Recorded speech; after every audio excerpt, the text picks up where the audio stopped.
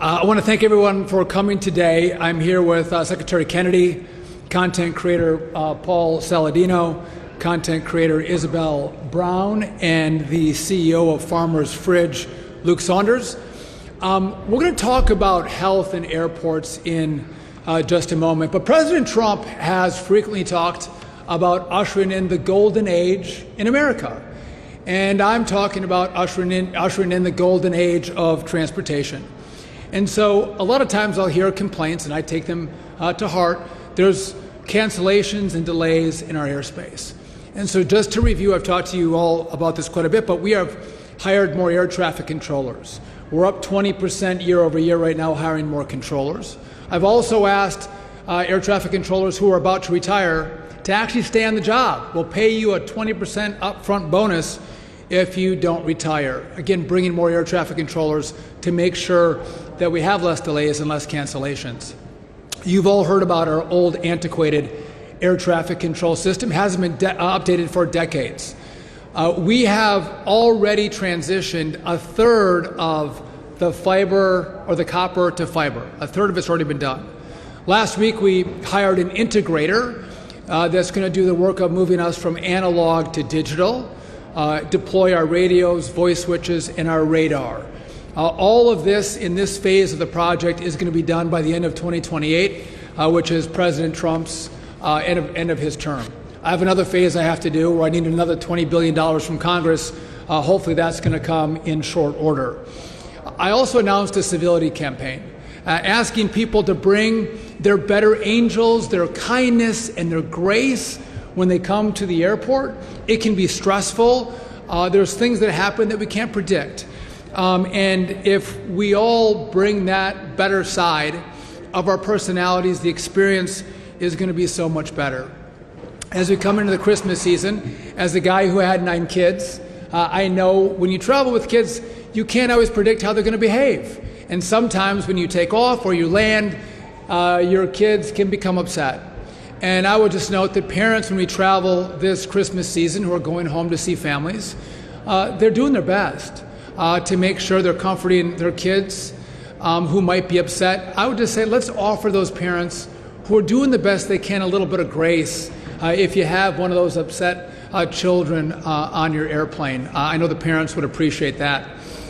But as I've asked, what can Americans do as they travel to make the experience better? The response has been, well, what are you going to do to make the experience better for us? And that's what we're here to announce today. So I'm announcing at DOT that we have $1 billion in funding for grant programs to make the experience better in airports. And it's pretty wide open on what airports want to ask for a grant. But it might be, I want to expand the play areas for kids. I want additional nursing pods for nursing mothers.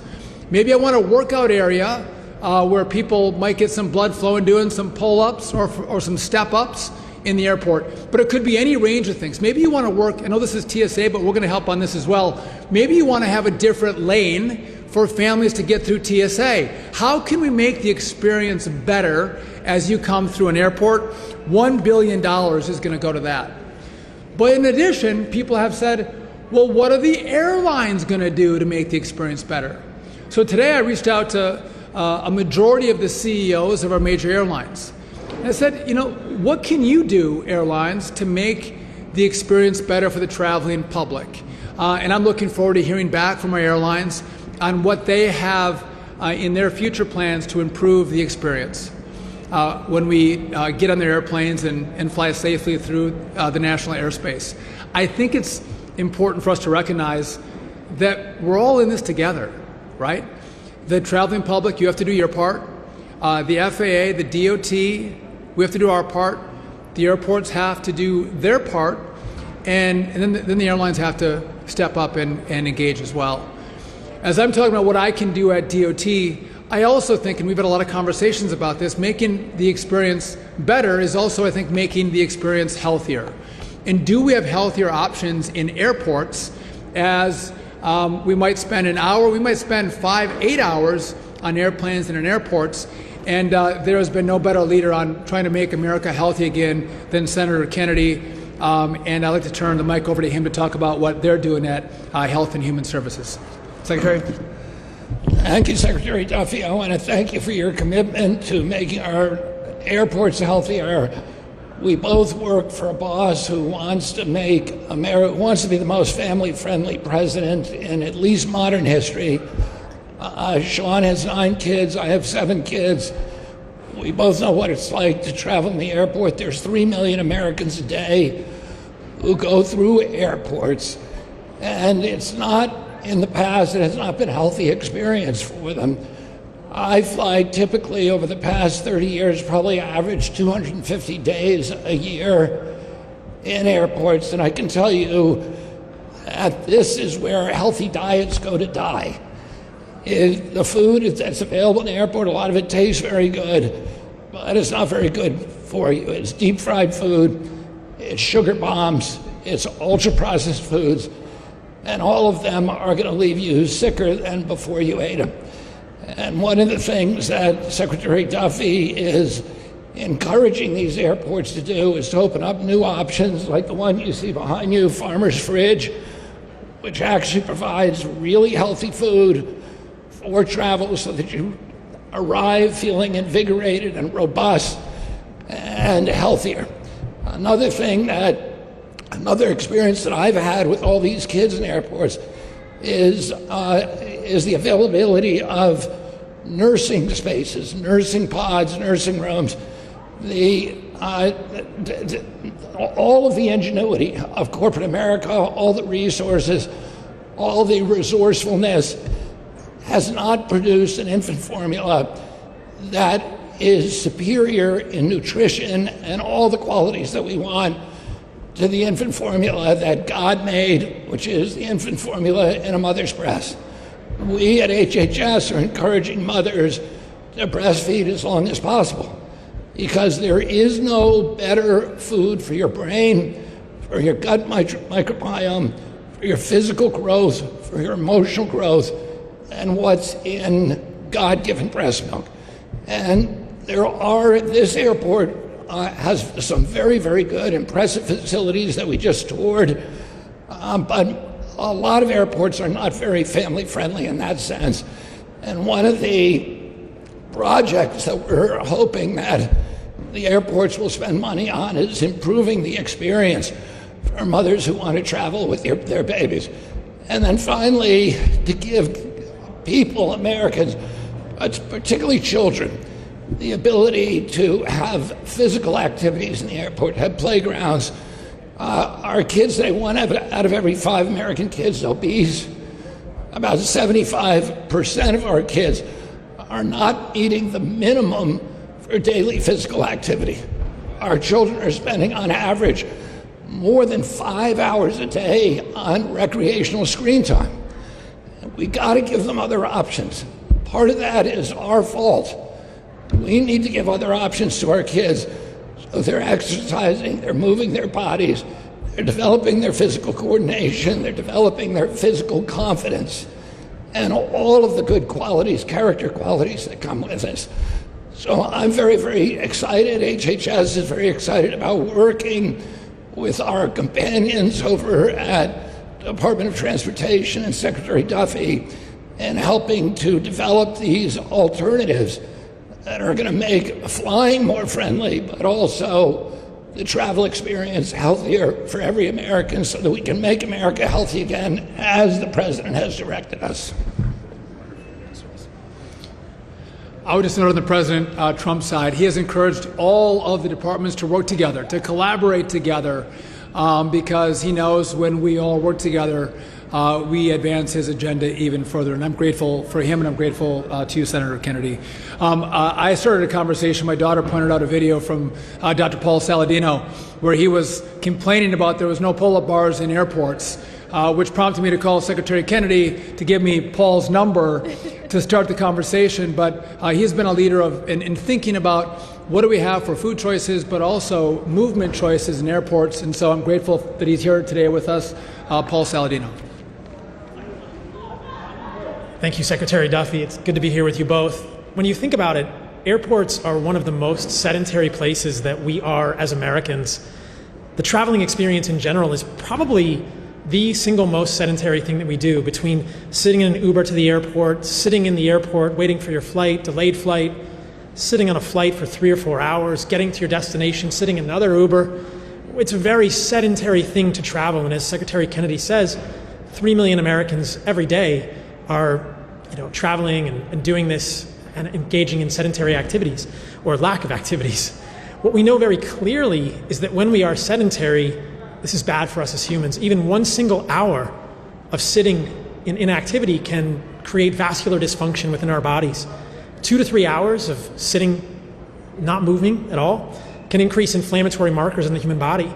We know that less than half of all Americans get a recommended amount of activity, and that 70+% of Americans are obese and overweight. Between being overweight, metabolic dysfunction, and the level to which we are sedentary and inactive as Americans, these are directly linked to the things that kill us most as Americans, to cardiovascular disease, to diabetes, to obesity. And yet, a lot of this could be made better. As someone that travels a lot for my own work, I know this firsthand. I'm in airports traveling to podcasts or make videos to share information with people across the country, and it's hard for me to be the weird guy in the corner doing air squats or doing a handstand. It's not really encouraged in airports to do that kind of stuff. So I love Secretary Duffy's intention to make airports more understanding, but I also am super excited about the possibility of getting mini gyms, little airport workout spaces for humans. We know, according to a 2025 study, that over $190 billion of healthcare spend is directly attributable to inactivity in Americans. That's a staggering number.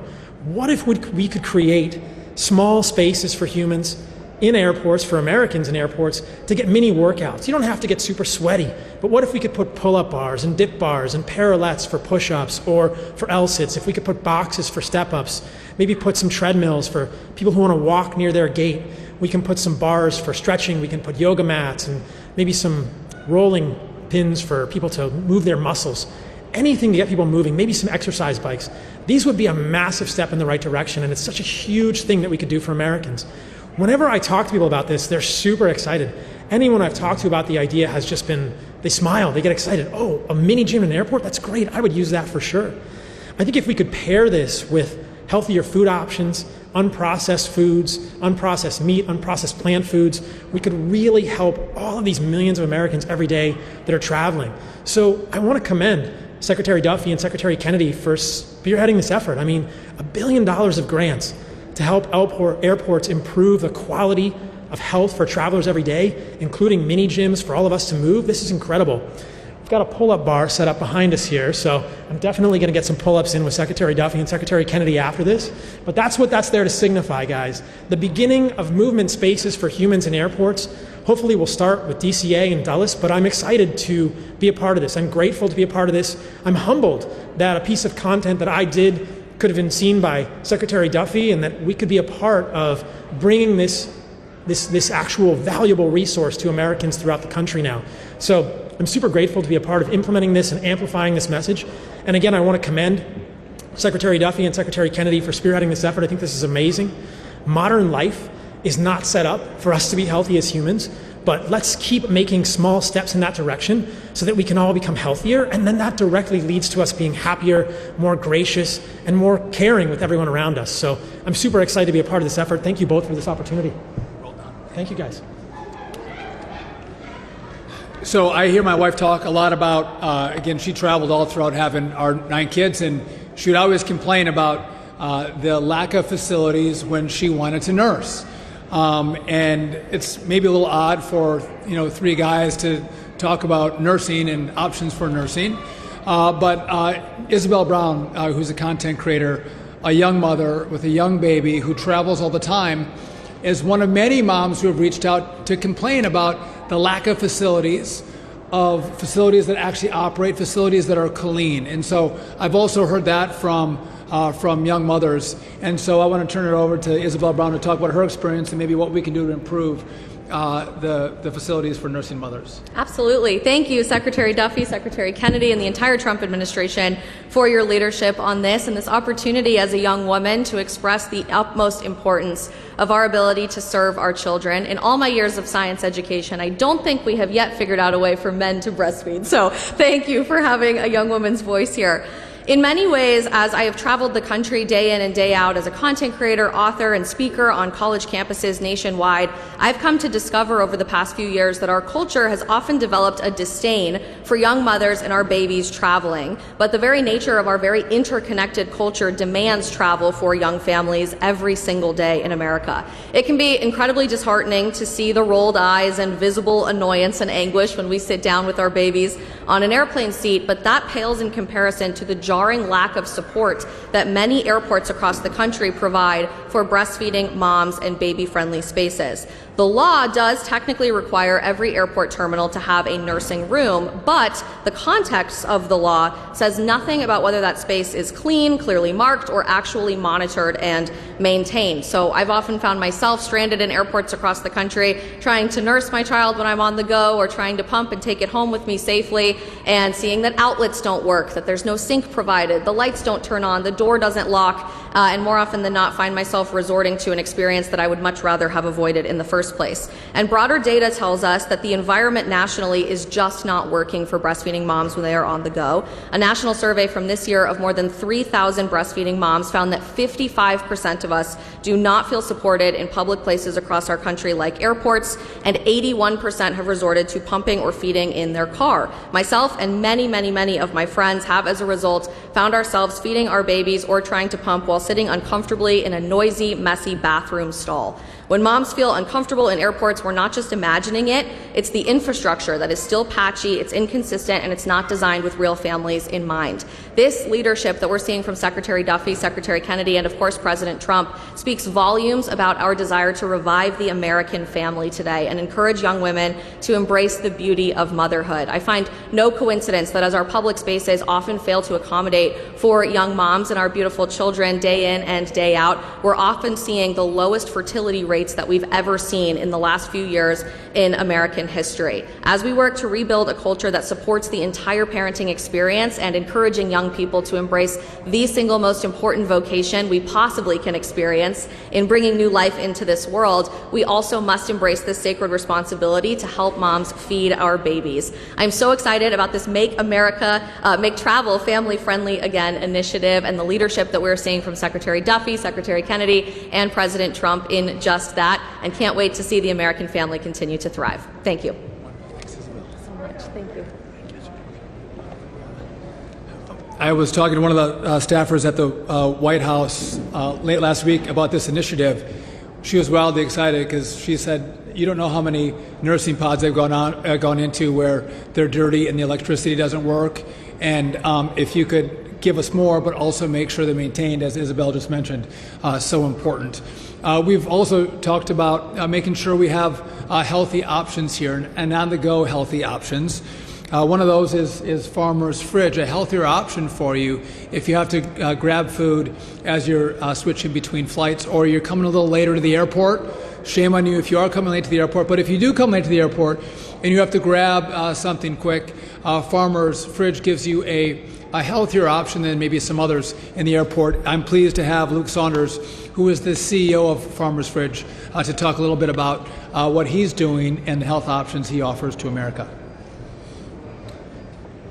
Thank you very much, Secretary Duffy and Secretary Kennedy. I'm Luke Saunders, the founder and CEO of Farmer's Fridge. I started the company 12 years ago because I was a frequent traveler. I was a traveling salesman on the road every single week, and I could not find healthy food options on the go.